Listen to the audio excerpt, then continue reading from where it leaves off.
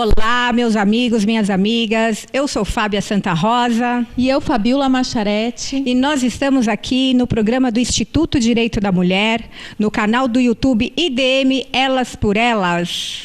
Você está muito diva hoje, Fábia. Você acha? Falar, Não, mas você sabe por quê? Nós estamos aqui com umas roupas lindas da Raquel Bonucci. Bonucci. Bonucci ou Bonucci? Agora eu fiquei... Bonucci. Então, da Raquel Bonucci, que tem a loja aqui em Atibaia, em Bragança Paulista.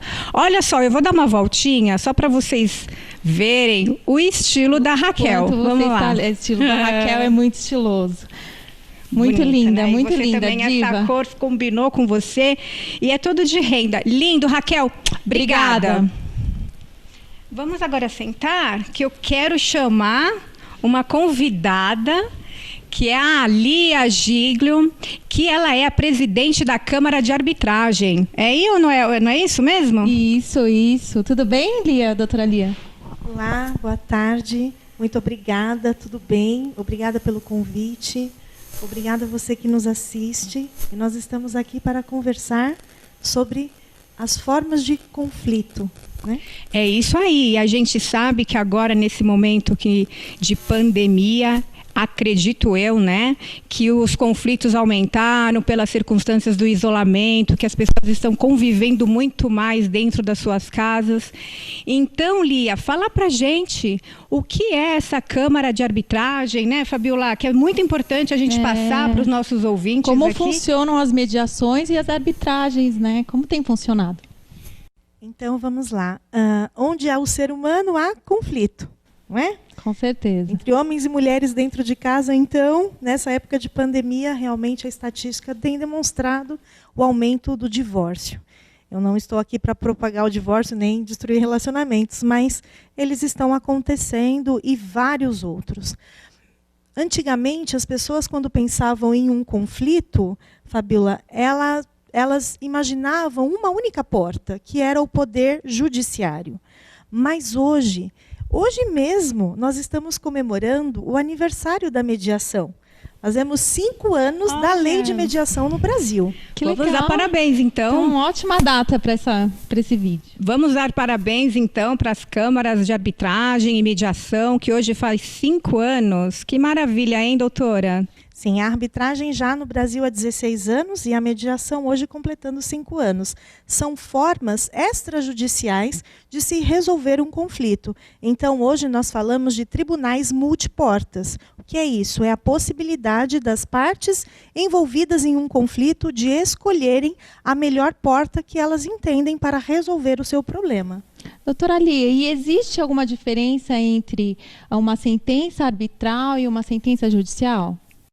Sim, a sentença arbitral, ela não cabe recurso. A sentença judicial, ela cabe inúmeros recursos. E vem cá, eu acho que uma importante questão aqui, qual é a diferença entre arbitragem e mediação? Muita gente não sabe, né? Sim, ambos são procedimentos extrajudiciais. Né? São feitos em câmaras privadas, as partes escolhem aquele árbitro ou aquele mediador. E a diferença é que o árbitro ele tem um poder decisório. Ele vai resolver a questão.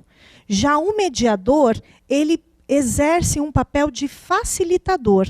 Ele é um terceiro, também imparcial, porém sem poder decisório.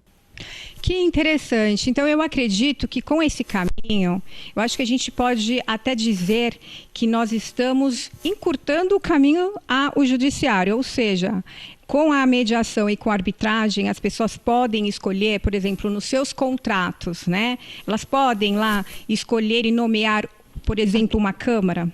Sim, elas podem escolher uma câmara de mediação. E ainda elas podem escolher especificamente a Câmara. O árbitro também? O árbitro também. A Câmara ela tem uma lista, normalmente de 5 a 7 árbitros, onde as partes têm acesso a esses árbitros e faz a sua escolha. Ou ela pode levar o seu próprio árbitro para aquela Câmara e submetê-lo à apreciação da Câmara. E de que forma que vocês escolhem esses árbitros? Eles têm que ter algum curso técnico? Como que funciona isso aí? Então, a arbitragem, ela vai muito pela especificidade. Então, lá na Câmara, nós tivemos uma arbitragem muito, muito interessante, porque era uma noiva que contratou uma alta costura para o seu vestido de noiva. E ela não ficou satisfeita.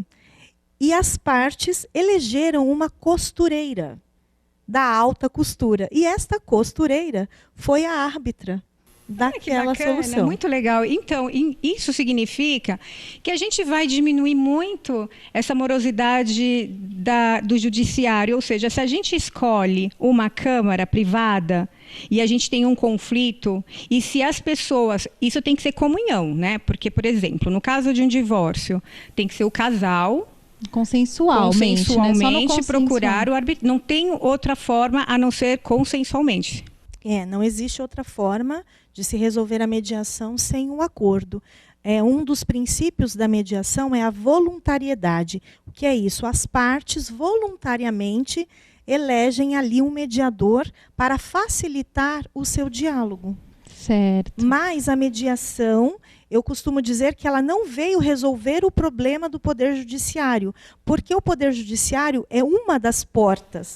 A mediação é outra porta. Né? Então, são portas diferentes e que uma não interage na outra, apesar de que na mediação, ela já no Poder Judiciário acontece através do SEJUSC. Porque o Código de Processo Civil, na nova redação, recepcionou a mediação para que as partes resolvam antes de chegar no juiz. Então, doutora Lia, nós estivemos até estamos no mês do Dia dos Namorados, né, que passou aí. E como ficam assim os contratos de namoro? Tem muita frequência isso? Lá na Câmara? A gente quer saber. As perguntas femininas que mais nos interessam também. Muito bem.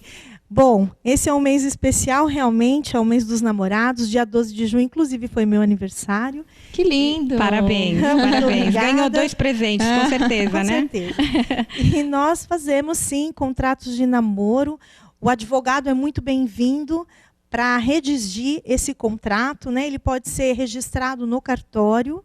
E sim, eles acontecem e o objetivo dele é não caracterizar a união estável. Mas eu digo sempre, se você está namorando de verdade e tem bens, porque o contrato de namoro é para proteger o seu bem.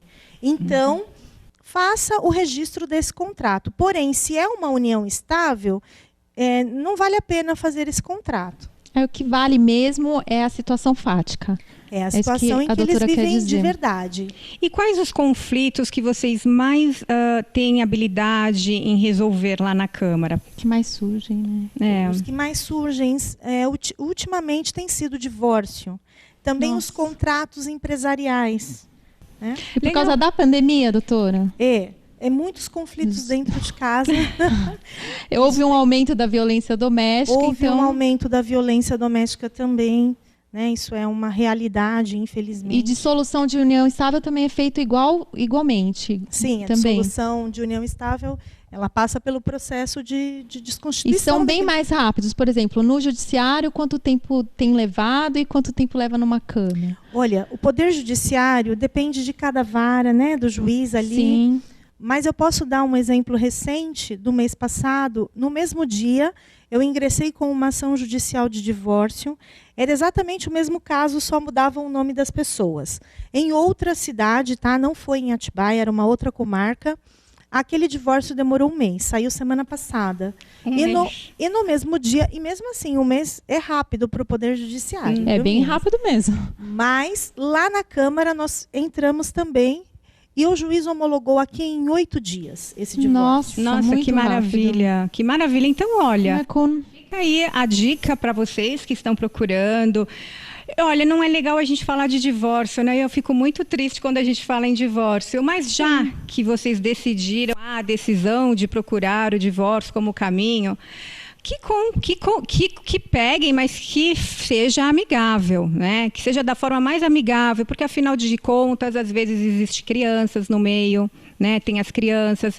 E é uma dor, né? É muito mais difícil você procurar o caminho do judiciário do que, acredito eu, pela Câmara, né? Porque você está ali e vocês têm pessoas preparadas, né?